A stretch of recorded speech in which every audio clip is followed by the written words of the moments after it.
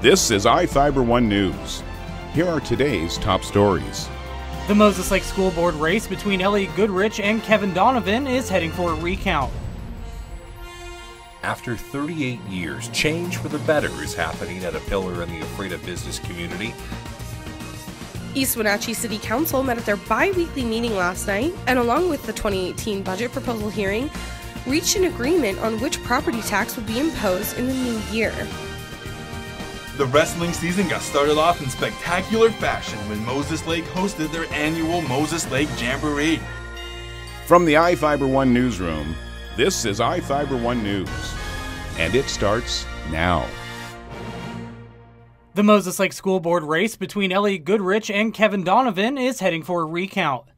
The two candidates are separated by just 17 votes, with Goodrich getting 50.15% of the votes to Donovan's 49.85% after the final ballot count on Tuesday.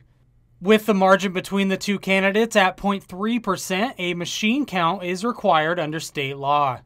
A mandatory machine count is triggered when the difference between the two candidates is less than 2,000 votes and less than 0.5%. On Election Day, Donovan trailed by 91 votes but has slowly made up ground since November 7th. The recount is scheduled for 9 a.m. on Tuesday, December 12th in the Elections Department office at the Grant County Courthouse. This is Joe Utter for iFIBER 1 News. This segment is brought to you by Maytag and the family pooch have a lot in common. Both are loyal, both aim to please, and both are tenacious dish cleaners. But only one can sanitize.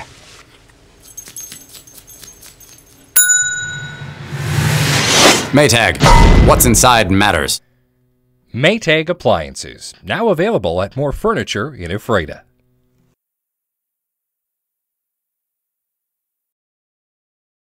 After 38 years, change for the better is happening at a pillar in the Ephrata business community. Construction of a large new addition at Barry Automotive has already started, and it's expected to be finished by the end of December and fully operational by the start of February. Second-generation owner Denver Morford says Barry Auto isn't just a new and used dealer. It's the only licensed commercial vehicle dealer in the Columbia Basin, and because of that, Morford says, the new building will allow the company to keep up with demand. So we have pretty much hit the capacity of our current facility. This has been in the planning stages for the last 4 years. We're building an 11,000 square foot service facility, 25-foot ceilings, 16 service bays. We'll have the ability to pick up some of the heavier box trucks, boom trucks. We're the only business link dealer here in Central Washington, so this is going to give us the ability to do our job more effectively. Built next to the original building, Morford says the new facility will be a bit taller. He says the extra space is needed as the company continues to grow. The changes over the last decade have been absolutely enormous. 10 years ago we had 9 employees in this building, and now we're sitting here with 35 people. So the need for room, the need for space, the need for offices has just really kind of been a bottleneck for us. The existing building will be reconfigured once construction is completed. I'm Sean Goggins for iFIBER 1 News. This segment is brought to you by...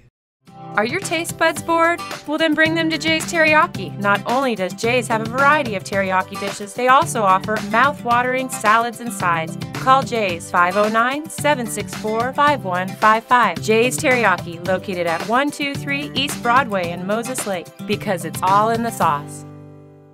East Wenatchee City Council met at their bi-weekly meeting last night and, along with the 2018 budget proposal hearing, reached an agreement on which property tax would be imposed in the new year. The council was looking at 3 different tax ordinances to place on property, and since they've been talking about them for some time, motioned straight away to pass the option that would bring in the most money.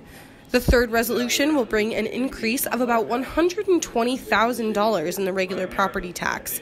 With the lack of state funding available, plus the increase in the projects that we have that we need to do, ranging from improvements for our street department to major street repairs on 10th Street, Kentucky, for example, that once again we were unable to obtain grant funding for.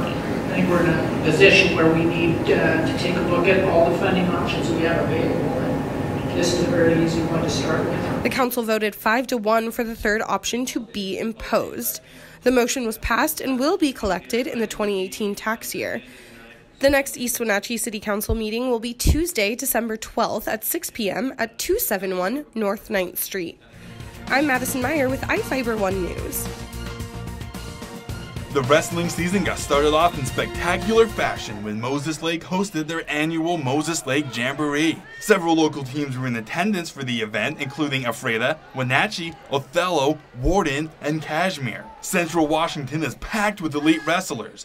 Of the 5 teams in attendance, there were 26 wrestlers who were ranked in the top 10 in their weight class. There were also several talented girl wrestlers there as well. Of the female wrestlers was Ephrata's Maya Spencer and Moses Lake's Melanie Flores, both of which are ranked number 3 in the state in their respective weight class. While the results of this match won't have any effect on the end of the season, many coaches were happy with what they saw. The season ahead is still long, but Central Washington is stacked with talent that will inevitably be showcased during the season. I'm Alan Chikoski for iFIBER 1 Sports.